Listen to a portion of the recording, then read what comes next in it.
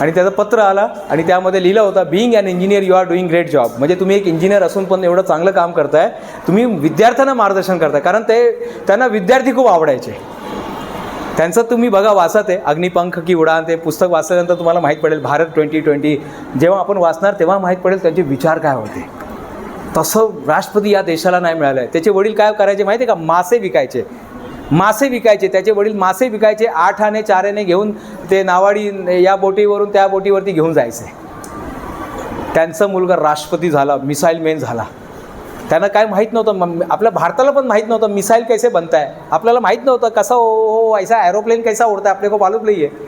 पण त्यांनी दाखवलं, ते मिसाईल घेऊन आले. पोखरणमध्ये त्याचं हे झालं. तेव्हा अटल बिहारी वाजपेयी साहेब आपले हे होते, त्यांचं परीक्षण झालं आणि तेव्हा लोकांना माहीत पडलं भारत देश म्हणजे काय. त्या माणसाने दाखवला की भारत को ऐसा ऐरू गैरू मत समजो भाई. आणि तुम्हाला दाखवायचं आहे की नालासोपारा म्हणजे काय.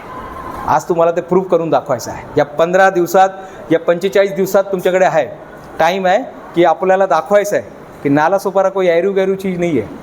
वो कोण बोलतं ना, नालासोपारा में मुकेश रहता है, काय कोण आहे, काय कुठलं तरी हिरो आहे, कपिल शर्मा, माहीत नाही कोण आहे. चला रिसेप्टिव्ह मोड, पहिले काय करायचं, रिसेप्टिव्ह मोडवरती यायचं आहे. चला, किती लोकांना पाठांतर होत नाही, कोण बोले हात वरती केला होता, व्हेरी गुड देखो ऐसा ईमानदार सर, कितने ईमानदार बच्चे आहे, व्हेरी गुड, थँक्यू. आता हात खाली करा. आजपासून तुम्ही हात वरती नाही करायचं हां, कारण आता तुमची जी बुद्धी आहे लगेच तुम्हाला मी सांगतो. सर्वात पहिले अभ्यास करायचा अगोदर, किंवा कोणाशी तुम्ही जेव्हा बोलतात, की जेव्हा तुम्ही श्राविकाबरोबर तुम्ही जेव्हा बोलतात तर श्राविकाचंच कडे लक्ष पाहिजे.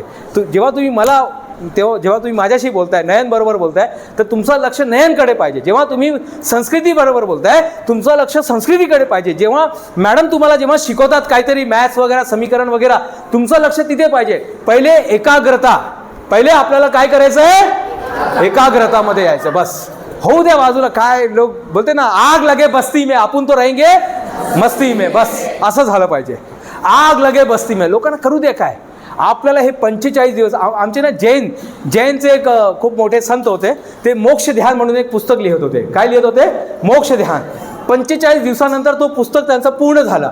ते जातात, आईला बोलतात, आई मला जेवण दे. ते त्याची आई जेवण देते आणि ते खातात. अरे आई, हे काय केलं रे बाबा, काय आई तुला काय समजत नाही का, काय झालं बेटा, अरे याच्यात तर मीठ पण नाहीये, तुझे मला भाजी आणि चपाती काय जे दिलंय त्यामध्ये मीठ नाहीये.